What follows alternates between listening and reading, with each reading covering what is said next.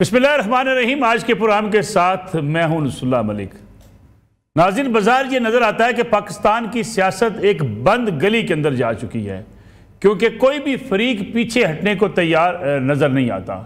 हुकूमत ये दावा तो करती है कि वो मुज़ाकरात करना चाहती है, मुज़ाकरात की दावत भी देती है, लेकिन तहरीक इंसाफ की लीडरशिप की तरफ से कहा जाता है कि हुकूमत के साथ, पीपल्स पार्टी के साथ, MQM के साथ कभी नहीं बैठेंगे, ना मुज़ाकरात करेंगे। दूसरी तरफ इमरान खान साहब जो पैगामात भिजवा रहे हैं एस्टेब्लिशमेंट को कि वो न्यूट्रल हो जाए और फिर उसके बाद के मामलात हम देखेंगे, क्या उसके नतीजे में भी कोई सियासी इस्तेकाम आ सकता है? कैसे मुमकिन होगा कि हुकूमत जो है वो इस वक्त मौजूद हो, इमरान खान साहब जेल के अंदर हों और उनके लोग जो गिरफ्तार किए जा रहे हैं उनकी शिकवे शिकायत अपनी जगह पर हों, तो फिर मुज़ाकरात कैसे आगे बढ़ सकते हैं? दूसरी तरफ पाकिस्तान तहरीक इंसाफ भी एहतजाज करना चाहती है, कई बार एहतजाज की कॉल दे चुकी, लेकिन वो एहतजाज ना कर पाई। कहा जाता है कि उनको रोक दिया जाता है, उनको इजाज़त नहीं मिलती, लेकिन दूसरी तरफ जमात इस्लामी इस्लामाबाद में रावलपिंडी में धरना दिए बैठी है। अगर सोशल मीडिया पर आप देखें तो दोनों के कारकुनान एक दूसरे के खिलाफ भी अब बयानबाजी कर रहे हैं सोशल मीडिया पर। कुछ लोग जमात इस्लामी के धरने की मुखालफत कर रहे हैं और कुछ लोग जमात इस्लामी की हमायत भी कर रहे हैं। और साथ साथ ये भी कहा जा रहा है कि अगर TLP इस्लामाबाद में धरना देने चली गई, फैज़ाबाद पर पहुँच गई, जमात इस्लामी पहुँच गई, PTI को इजाज़त क्यों नहीं है? क्या ये दोनों जमातें जो इस्लामाबाद पहुँची, फैज़ाबाद चौक पहुँची, वो उसी तरीके की इजाज़त मांग रही थी जिस तरीके की इजाज़त पाकिस्तान तहरीक इंसाफ मांग रही है? फिर उसके साथ साथ देखा जाए तो सोशल मीडिया पे वो कारकुन या वो सोशल मीडिया अकाउंट्स जो बड़े मुतहरक हैं रियासत के ख़िलाफ़, रियासती इदारों के ख़िलाफ़, शख्सियात के ख़िलाफ़ पुरतशद्दुद किस्म की इंसाइटमेंट जो है उनके ट्वीट्स से निकलती है, उनके ख़िलाफ़ कार्रवाई अब तेज़ तर होती चली जा रही है।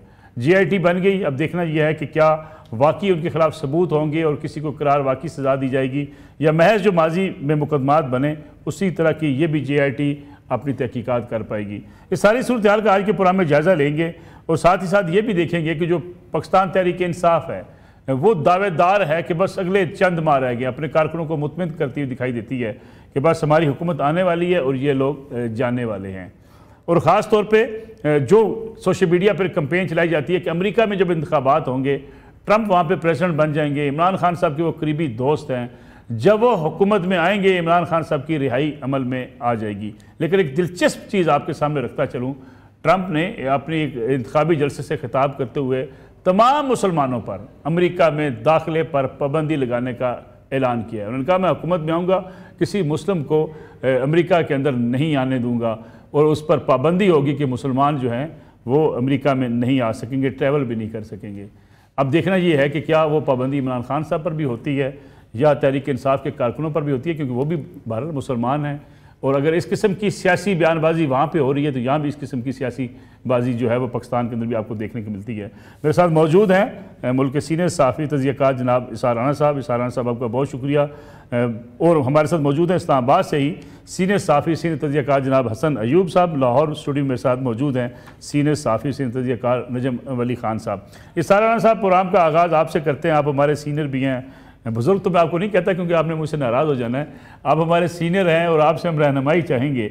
ये जो धरने की बात की जाती है, एहतजाज की बात की जाती है, दो जमातें इस्लामाबाद पहुंच जाती हैं, PTI हर बार धरना मुलतवी कर देती है। ऐसी कार्रवाइयाँ जमात इस्लामी के ख़िलाफ़ हुई, उनके कारकुनों को गिरफ्तार किया गया, रास्ते रोके गए, कंटेनर्स लगाए गए, छापे मारे गए, लेकिन वो तो रावलपिंडी में पहुँच गए, धरने भी 3 मुकामात पर दे लिए, अब भी धरना दिए बैठे हैं।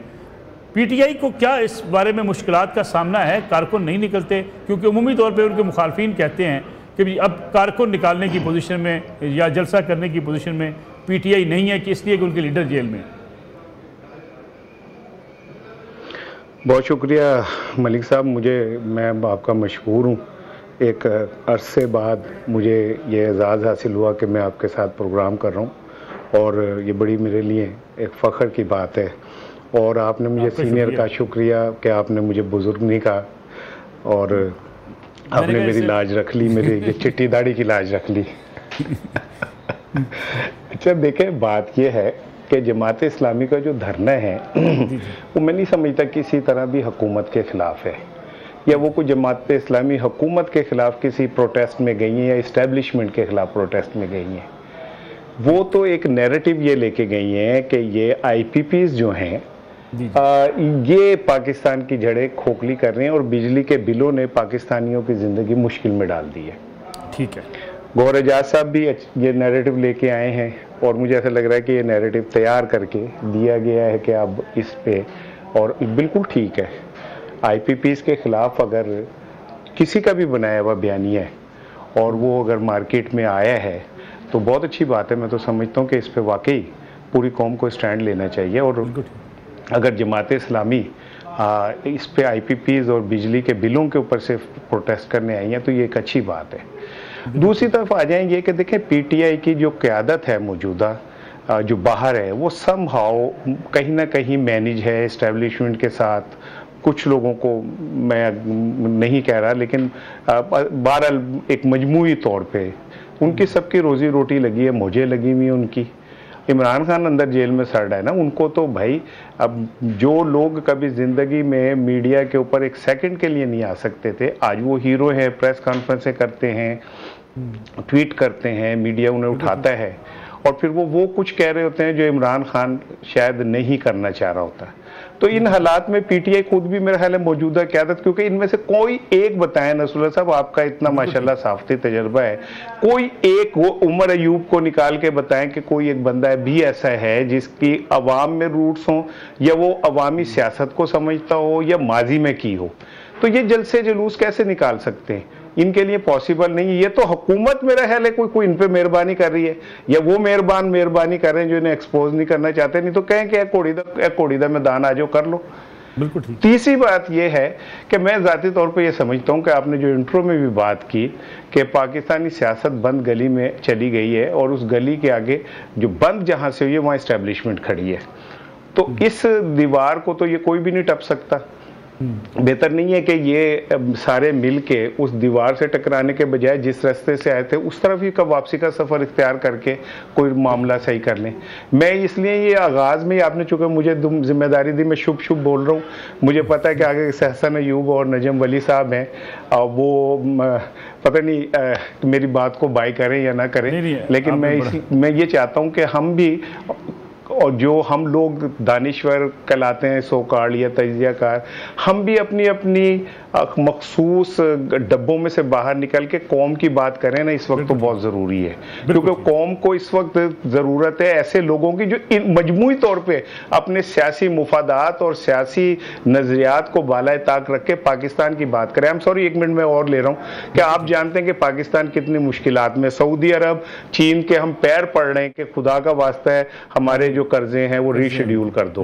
पिछले ये 1.5 साल से 1 रुपया जो है हमारे पाकिस्तान में वो नहीं आया इन्वेस्टमेंट के नाम पे।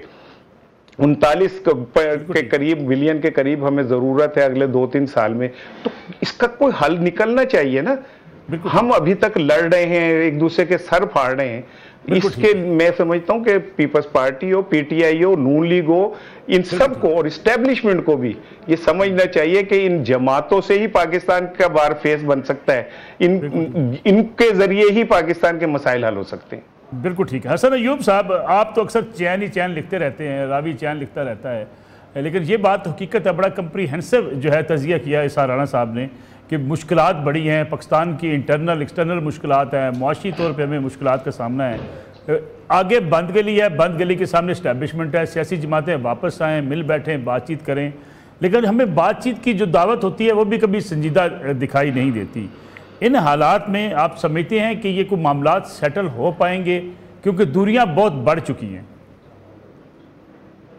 देखिए, अगर सियासी जमातों की बात कर रहे हैं तो सियासतदान तो हमेशा बंद गली से रास्ते तलाश करते हैं, और जब सियासी जमातें मिल बैठती हैं तो वो रास्ता तलाश कर लेती हैं जो कि जो है वर्केबल भी होता है और दोनों के लिए जो है वो काबिल कबूल भी होता है। लेकिन जब आपका मामलात ख़राब हुए इस्टेब्लिशमेंट के साथ तो फिर उसके लिए एक बड़ी क्लियर जो है वो पॉलिसी बयान कर दी थी। आपके जो DGISP आ रहे हैं उन्होंने कह दिया था कि पब्लिक अपॉलॉजी करनी होगी 9 मई के ऊपर, तो वो करने से गुरेज कर रहे हैं। खाली चंद बयानात देकर वो, अगर आप समझ रहे हैं कि इस्टेब्लिशमेंट के साथ उनके मामलात तय हो जाएंगे, तो ऐसा तो मुझे होता हुआ मुमकिन दिखाई नहीं दे रहा। अब ये इस किस्म के बयानात क्यों जो है वो पाकिस्तान तहरीक इंसाफ या जो है वो PTI दे रही है? देखिए, तहरीक इंसाफ या इमरान खान को आपकी जो इस्टेब्लिशमेंट है आज भी उसी निगाह से देख रही है जिस निगाह के साथ 11 मई को देख रही थी। तो कोई फर्क नहीं पड़ा, यानी जो वक्त गुजरा, वक्त के साथ जो है आपके जो जख्म है वो भर जाते हैं। ये जख्म भरा नहीं है, बल्कि जो है वो ज़्यादा जो है वो ख़राब हो चुका है। अब इस पोजीशन के ऊपर अगर लचक दिखाने की अभी कोई कोशिश कर रही है तहरीक इंसाफ, तो फिर उसको संजीदा कोशिश होना चाहिए, ना कि सिर्फ एक जो है वो हसन अयूब साहब संजीदा कोशिश इससे बढ़ के क्या हो। कलीमा खान साहबा ने जो स्टेटमेंट दी, वीडियो जो उनका पैगाम आपने भी देखा होगा प्रेस से बातचीत करते हुए, उन्होंने कहा कि इमरान खान साहब रिक्वेस्ट कर रहे हैं army chief general Asim Munir साहब से कि वो न्यूट्रल हो जाएं, और रिक्वेस्ट करना बहरहाल पीछे हटना ही होता है, और ये दरख्वास्त करना होता है कि उनके लिए हवाले से कुछ रिलीफ किया जाए, उनके खिलाफ जो कार्रवाइयाँ हो रही हैं वो रुक जाएँ। अच्छा, आप जो बात कर रही हैं, क्या आपको लगता है कि अलीमा खान साहिबा के इस बयानात एक बयान से जो इमरान खान साहब की रिक्वेस्ट पहुंचाई है, तो ये तमाम के तमाम जो चीज़ें हैं वो अनफोल्ड हो जाएं और जितनी सख्ती इस वक्त तहरीक इंसाफ के ऊपर है वो ख़त्म हो जाएगी? सर ऐसे नहीं होता ना। जब आपने किसी के साथ कुछ संजीदा कोशिश करनी है तो वो संजीदा कोशिश में कुछ आपने जो कुछ मामला तय करने होते हैं, और वो आपने जो एक भी एस्टैब्लिशमेंट नहीं हटेगी 9 मई के ऊपर पब्लिक अपॉलॉजी, उस फ्लैग ऑपरेशन कहते हैं। डेडलॉक तो पहला यहाँ पर है। अगर तो वो फॉल्स फ्लैग ऑपरेशन के पोजीशन से पीटीआई पीछे नहीं हटती तो मामला आगे बढ़ेंगे नहीं, एक बात। दूसरा, तहरीक इंसाफ ने ये जो अभी जो नया अपना बयानिया जो है वो अडॉप्ट किया है, इसके दो जो है वो पर्पस हैं इनके। एक तो ये है कि बदगुमानी पैदा हो जाए, अननर्व कर दिया जाए मुस्लिम लीग नवाज को या पीपल्स पार्टी को कि वो इस किस्म के इश्तियाल में आकर इस किस्म का बयान दे दें कि उनके और इस्टेब्लिशमेंट के जो ताल्लुकात इस वक्त अच्छे हैं वो ख़राब हो जाएं। और दूसरा, अपने वर्कर को एक उम्मीद देना, अपने जो है वो सपोर्टर को एक उम्मीद देना, और अपने जो अरकान है उनको उम्मीद देना कि जी हमारा भी रोशन मुस्तकबिल है। तो आपको भी मालूम है, मुझे भी मालूम है कि पाकिस्तान में सियासी हकीकत ज़रूर होती है कोई जमात, लेकिन उसको इक़्तिदार का रास्ते के लिए कुछ नशेबो फराज से गुजरना होता है, और वो नशेबो फराज जो हैं वो अभी उनसे गुजरने के लिए बजाय तैयार दिखाई नहीं दे रही पाकिस्तान तहरीक इंसाफ। बिल्कुल ठीक है। नजब अली खान साहब, कोई फरीक पीछे हटने को तैयार नहीं है। अगर फरीक पीछे नहीं हटेगा तो मामला सेटल कैसे होगा? फिर ख़ास तौर पे जिसमें हमने बात की कि इमरान खान साहब, अलीमा खान साहब का पैगाम, इमरान खान साहब का क्या हो सकता है? उस पैगाम के बाद पीटीआई क्या पीछे हट रही है, लगता है आपको? देखें, एक से ज़्यादा मरतबा हुकूमत जो है वो मुज़ाकरात की दावत दे चुकी है, और मुझे माजरत के साथ आज भी दी है, आज कल भी दी। मुसद्दक मलिक साहब ने जो प्रेस कॉन्फ्रेंस की उसमें उन्होंने वही बात की। बार बार हुकूमत जो है वो मुज़ाकरात की दावत दे चुकी हुई है। पाकिस्तान तहरीक इंसाफ की तरफ से गौहर साहब ने गालिबन कहा कि जी हुकूमत का रवैया गैर सियासी है, तो हम मुज़ाकरात की दावत को मुस्तरद करते हैं। बुनियादी तौर पे पाकिस्तान तहरीक इंसाफ का रवैया जो है वो गैर सियासी है। वो अभी तक सियासत को सियासत के तौर पर नहीं ले रहे, और खान साहब ये समझ रहे हैं कि वो बहुत ज़्यादा चालाकियों के ज़रिए कोई रास्ता निकाल लेंगे। देखें, ये एक बड़ी खौफनाक सिचुएशन है। अलीमा साहिबा का बयान, या इससे पहले उमर अयूब ने मतलब जो बयान दिया, और जिस किस्म के पैगामात पहुँचाए जा रहे हैं, वो पैगामात ये हैं कि आप हमारे कारकुनों के साथ जो मर्ज़ी करें, और जो सीसीटीवी में आपको नज़र आया, चाहे आप उनकी गर्दनें उतार दें, चाहे आप उनको काले पानी भेज दें, चाहे आप उनके साथ जो मर्ज़ी कर दें, मुझे छोड़ दें, मुझे माफ़ कर दें। देखें, इस तरह नहीं काम चलेगा। अगर आप ये कहते हैं कि खान साहब एक बहादुर आदमी हैं और वो बहादुरी के साथ मुकाबला कर रहे हैं, तो बहादुर आदमी कभी भी अपने बच्चों की, अपने मातहतों की, अपने कारकुनों की कुर्बानी नहीं देता। वो जिम्मेदारी कबूल करता है जो कुछ हुआ है। और यहाँ पर ये हो रहा है कि आप उन लोगों को आगे पेश कर रहे हैं चारे के तौर पे। शर्म आनी चाहिए इस चीज़ के ऊपर। और गैर सियासी रवैये की इंतहा आप देखें, इसार राना साहब भाई हैं मेरे, वो कहते हैं कि एक नैरेटिव तैयार करके दिया गया है। जमात इस्लामी भी उस नैरेटिव के ऊपर जो है मुजाहरे कर रही है, IPPs का जो नैरेटिव है। गौहर एजाज साहब भी उस नैरेटिव, गौहर साहब के बारे में आप कह सकते हैं वो एक निगरान वफाकी हुकूमत में वज़ीर रहे उनके। देखें, जब आप मौलाना फजल रहमान को भी कबूल नहीं करेंगे, आपके साथ आना चाहते हैं, जब आप जमात इस्लामी को भी कबूल नहीं करेंगे, बजाय आप कबूल करने के आप उन पर चढ़ाई करेंगे, जब आप मुस्लिम लीग नून पीपल्स पार्टी और MQM के ऊपर वैसे ही क्रॉस लगा देंगे, जब आप फवाद चौधरी जैसे पॉलिटिकल वर्कर को जो आने के लिए पागल हुआ हुआ है, बेचैन हुआ हुआ है, उसको आप सोशल मीडिया पे आपके किराए के अकाउंट जो हैं जूते मारेंगे, सर ऐसे नहीं चलेगा। इमरान खान साहब को अब तक एक जो आईनी और एक सियासी और एक जमहूरी और एक कानूनी कवर मौजूद है जिसमें वो बचे हुए हैं, अभी तक 9 मई करने के बाद वो कवर भी नहीं रहेगा। ये इस किस्म के ख्वाब ना देखें, ये जो है ना हज़ारों ख्वाहिशें ऐसी कि हर ख्वाहिश पे दम निकले, ये दम निकल जाना है, होशियारी के साथ काम करें।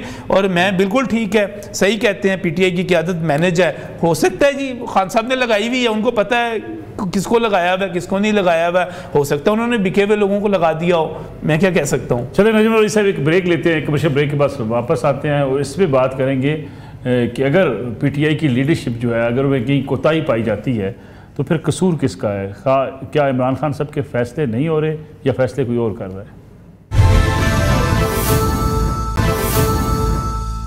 प्रोग्राम एक बार फिर खुश आमदीद इसार राणा साहब, ये बात की आपने, नजम अली साहब ने भी उसकी तरफ इशारा किया कि अगर लीडरशिप जो इस वक्त PTI की है अगर वो कंप्रोमाइज्ड है तो ये फैसले तो इमरान खान साहब के हैं। माजी में भी जो फैसले थे उस्मान बुज़दार साहब का या महमूद खान साहब का, खान साहब के फैसले थे। फिर ये कहना कि अगर वहाँ पे काम नहीं हुआ KPK के अंदर या पंजाब में अगर सवालात उठे उनकी सूबाई हुकूमत के ऊपर, जिम्मेदारी तो खान साहब पर ही डाली जा सकती है।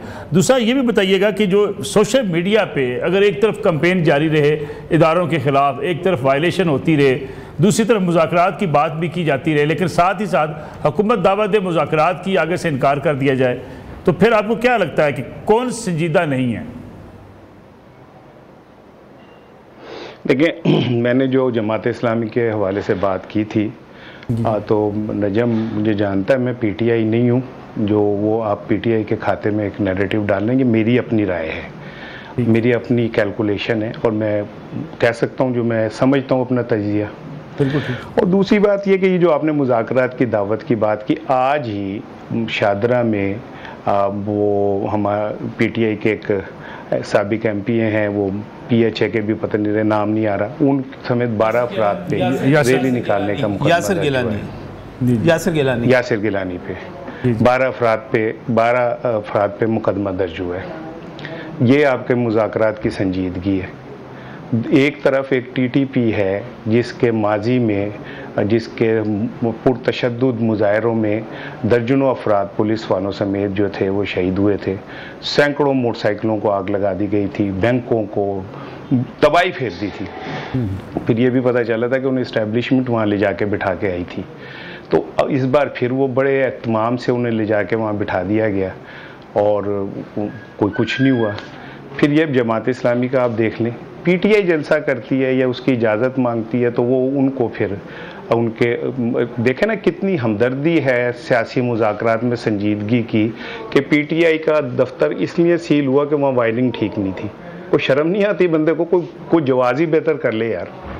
मतलब आप इतने सियासी अहमक हो कि कोई जवाज़ी बेहतर बना लेते, कम से कम कोई और ही कहते थे बम रखा हुआ है अंदर, वायरिंग ठीक नहीं थी, पूरा मुल्क वायरिंग में जल रहा है, बिजली के बिलों पे तबाह हो गया। वहाँ पे जो कंप्यूटर्स थे वहाँ ऐसा डाटा था जो सोशल मीडिया का मवाद जो रियासती इदारों के खिलाफ जो है वो वहाँ से इस्तेमाल किया जाता है। बस तो फिर जब एक जमात के मुतालिक आपकी राय ये है तो उससे क्या मुज़ाकरात आप करेंगे? अगर आप ये समझते हैं तो फिर क्यों मुज़ाकरात का बार बार कह रहे हैं?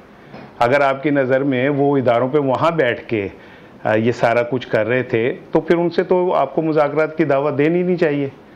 और दूसरी बात ये मैं कर्ज करता चलूँ कि बिल्कुल ठीक है, मुझे नहीं पता कि इमरान खान के अंदर के जो बयानात हैं वहाँ से ये कैसे बयान किस तक पहुँचा, किस एहतमाम से कि वो कहते हैं कि ये कारकुनों को चारा बना लिया जाए और मुझे छोड़ दिया जाए। इमरान खान तो लंदन नहीं भागा, इमरान खान तो जद्दा नहीं भागा अपने कारकुनों को छोड़ के। इमरान खान जो है उसने तो माफिया नहीं मांगी रिटर्न, उसने तो मुआहदा करके नहीं भागा अपने कारकुनों को छोड़ के, वो तो खड़ा हुआ है, वो तो फेस कर रहा है, वो तो रोज जिससे उनका मैच है, जिस उनको बात करता है उनके वाले से, वो कोई पैर ही नहीं पड़ा, उसने कोई सऊदी अरब को नहीं बीच में डाला या अमेरिका को बीच में डाल के माफी मांग के नहीं गया, वो खड़ा हुआ है।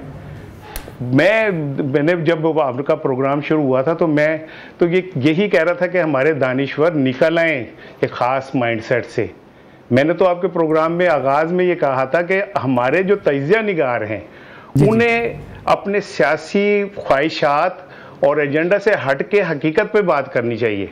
मैंने तो कहा था कि तमाम सियासी जमातों को मिलकर बैठना चाहिए। बिल्कुल ठीक। मैं तो आपसे ये कह रहा था कि पाकिस्तान के मसाइल का इदराक करना चाहिए। मैं की करा खोती पहुंचों के फिर बोर्ड थले खड़ी हो जाती है, वो जाके फिर वो इमरान खान, मैंने तो इमरान खान का नाम भी नहीं लिया, मैंने तो नवाज शरीफ का नाम भी नहीं लिया था, मैंने तो एक जनरल पाकिस्तान की बात की थी।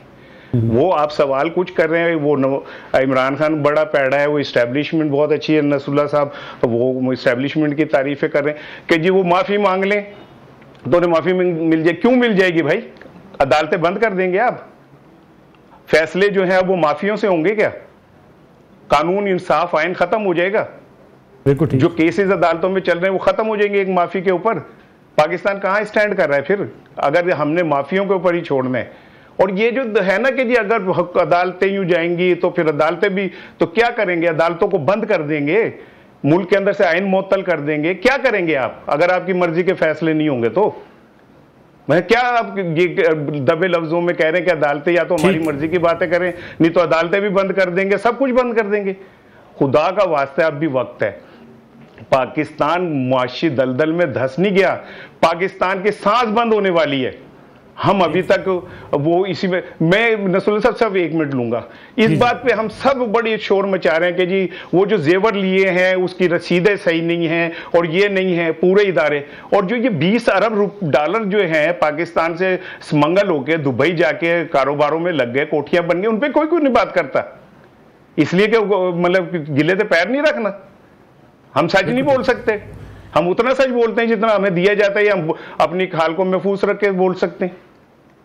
जी असल मैं मैं आता हूँ वापस आपके राणा साहब में आता हूँ। पाकिस्तान जी राणा साहब ने बड़े सवालात रखती हैं हसन अयूब साहब आपके सामने कि अगर इमरान खान साहब ने कंप्रोमाइज़ करना होता तो वो भी कंप्रोमाइज़ करके बाहर चले जाते, उन्होंने तो पाँव नहीं पकड़े। दूसरा ये जो राणा साहब की राय है कि अगर अदालतों के फैसले नहीं मानेंगे तो फिर अब क्या करेंगे, और अगर किसी को माफ़ी मांगने पे आप छोड़ देंगे, वाकई बात तो बड़ी दुरुस्त है, तो फिर उसके बाद इसका मतलब ये है कि आपके मुकदमात जो हैं वो सही नहीं थे, माफ़ी पे आप उन्हें क्यों छोड़ना चाहते हैं? तो पहला सवाल कि क्या इमरान खान साहब ने माफ़ी मांगी या नहीं मांगी, लेकिन अंदर से मिन्नत तरला एक किस्म का वो कर रहे हैं, पैगामात भिजवा रहे हैं और मुसलसल भिजवा रहे हैं, लेकिन उनको आगे से कोई रिस्पॉन्स नहीं मिल रहा। जब रिस्पॉन्स नहीं मिलता तो फिर उसके ऊपर ज़ाहिर बात है उनके पास कोई चॉइस नहीं है। और ये वो बात मैं आपको बता रहा हूँ कि बड़ी ऑथेंटिक मेरी इंफॉर्मेशन भी है और मैं इसको बिल्कुल ऑन करता हूँ। आज नहीं, साल बाद, 2 साल बाद भी मैं जो बात है, एसआर राणा साहब एक सीनियर जर्नलिस्ट हैं, मैं इनके सामने जो है वो अपने आप को लेट डाउन नहीं होने दूंगा इंशाल्लाह। और ये जो बात मैं कर रहा हूँ ये इंशाल्लाह ये भी इसकी तस्दीक करेंगे कुछ अर्से के बाद। अच्छा, दूसरी बात जी कि इमरान खान साहब जो हैं वो अगर उनको माफ़ी जो है वो दे दी जाए, अगर वो 9 मई पर पब्लिक अपॉलॉजी कर लें तो फिर क्या उनकी माफ़ी हो जाएगी? जी नहीं। पब्लिक अपॉलॉजी के बाद कन्फेशन होगा कि जी हमसे ये गलती हुई, आए आगे बढ़े।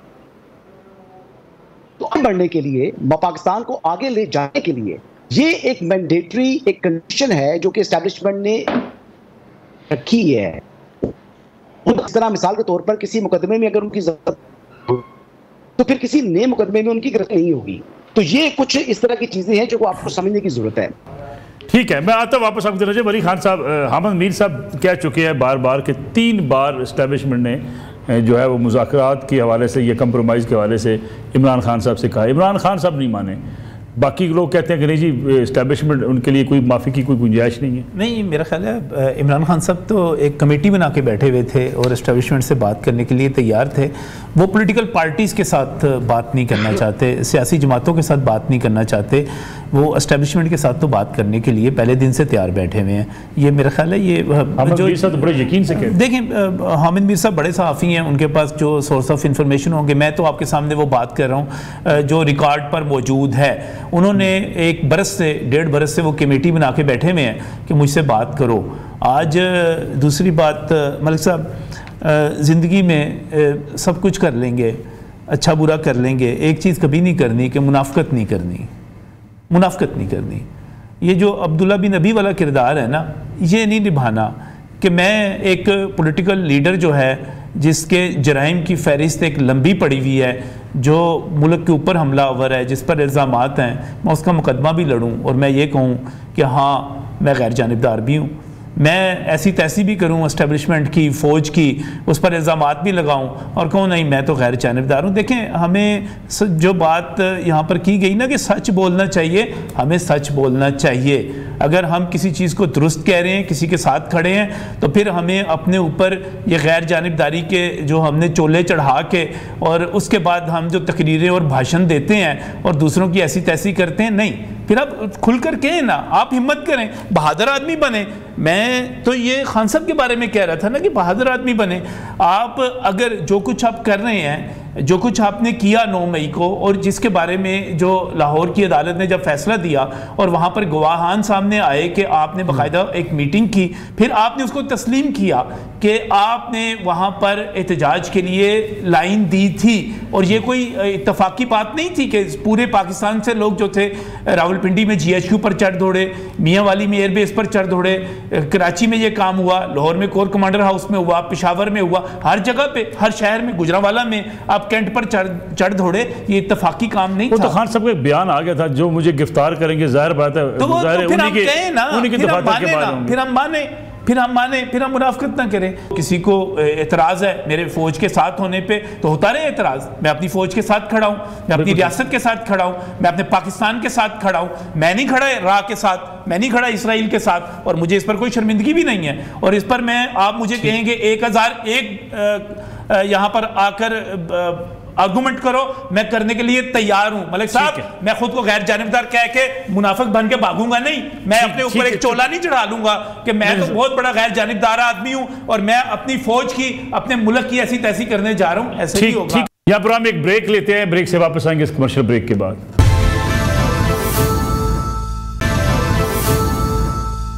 पुराम एक बार फिर खुश आमदीद। पुराम वक्त के बड़ा सर बचा है सार राणा साहब, फाइनल जो है हमें आपसे कमेंट भी चाहिए। ये जो दिसंबर की बातें की जाती हैं कि दिसंबर में हुकूमत बदल सकती है, नए इंतखाबात की बात की जा रही है, आपको लगता है कोई ऐसे हालात हो सकते हैं? उससे क्या फ़र्क पड़ जाएगा? आप 100 हुकूमतें बदल लें, उससे क्या फ़र्क पड़ जाएगा? अनटिल अनलेस आप जो पाकिस्तान के कोर इश्यूज़ हैं उनको नहीं एड्रेस करते। और दूसरी चीज़ ये देखें, मैं तो भाई एक तजियाकार हूँ, मैं किसी सियासी जमात का कोई तनख्वाहदार तो हूँ नहीं, ना नौकरियाँ लेता फिरता हूँ, और ना मैं कोई इतना बड़ा हूँ कि मैं कोई इतने बड़े बड़े अब्दुल्ला बिन अबई जैसे वो दूँ। इन जैसे मेरा ख्याल है कि इस तरह के हवालों ने पाकिस्तान का चेहरा बिगाड़ा है और लोग पेट्रोल छिड़क के, आग लगा के, वीडियो बना के नारे मारते होते हैं। तो मैं तो मुनाफिकत नहीं करनी मेरे भाई, मुनाफिकत नहीं करनी। नजम वली मैं नहीं बोला, सुन लें, सुन लेना पंजाब नजम वली साहब, सुन लें, बाकी सारी बातें सुन लेना। नजम वली साहब सुन लें, नजम वली साहब सुन लें, ना करें। मुझे साद रफीक ने क्या नाम है रेलवे में नौकरी नहीं दिलाई थी, मैं अपनी तालीम पे गया था। और सुन लेना, कौन सी तालीम पे गए थे आप? मुझे पता है काम की मिलती है, मुझे पता है। मेरा लेवल नहीं है तुम्हारे जैसे लोगों से बात करने का। तुम्हारे जैसे लोगों के साथ मेरा लेवल नहीं बनता। तुम अभी बच्चे आपको तुम्हारे अंदर आग जल रही है ना, मुझे अंदाजा है किस चीज का अंदाज तुम्हारे अंदर आग बल रही है। तुम्हारा मेरा लेवल ही नहीं है, मैं तुम्हारे मुंह नहीं लगना चाहता, सुन ले, मेरा तुम्हारा लेवल ही नहीं है।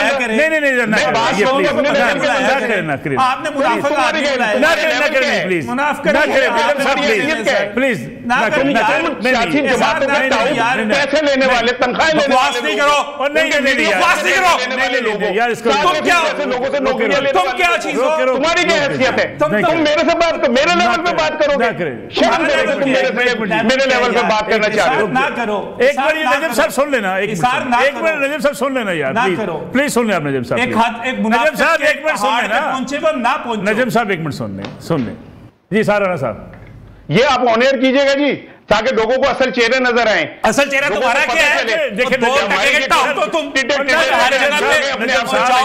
जाओ छोटी छोटी बच्चियों पे बिकने वाले और छोटे से खलीलुर रहमान कमर तुम, तुम्हारे स्कैंडल में बताने शुरू कर दूं तुम्हारा दिखाने की बात करते जा रहे हैं भाई। आप सबसे पहले स्कैंडल तो मेरा तुम्हारे साथ ही निकल आएगा सर, ना करें। सबसे पहले स्कैंडल तो मेरा तुम्हारे साथ ही कहीं ना निकल आएगा। मेकअप करवा के जाओ नहर पे खड़े होने वाले और न जाओ नहर से खड़े होने वाले अभी देख और अपनी शक्ल देख तू स्कैंडल निकालेगा मेरा, तू स्कैंडल निकालेगा मेरा, अपनी शक्ल देख यार। और तू लिपस्टिक लगा के नहर के पुल पे खड़े होने वाला, और तुम्हें मलिक साहब ने तजिया करके तौर पे ले लिया, जिया शायद से लेके हर जगह जलील होने वाले। और जा यार मलिक साहब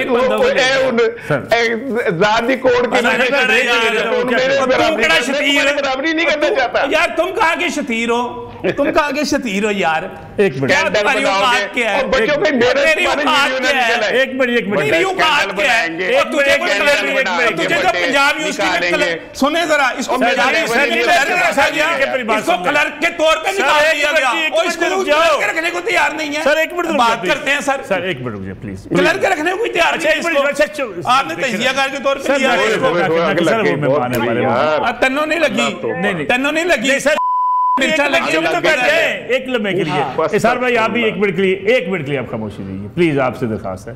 यहाँ पर हम एक ब्रेक लेते हैं, ब्रेक से वापस आएंगे इस कमर्शियल ब्रेक के बाद।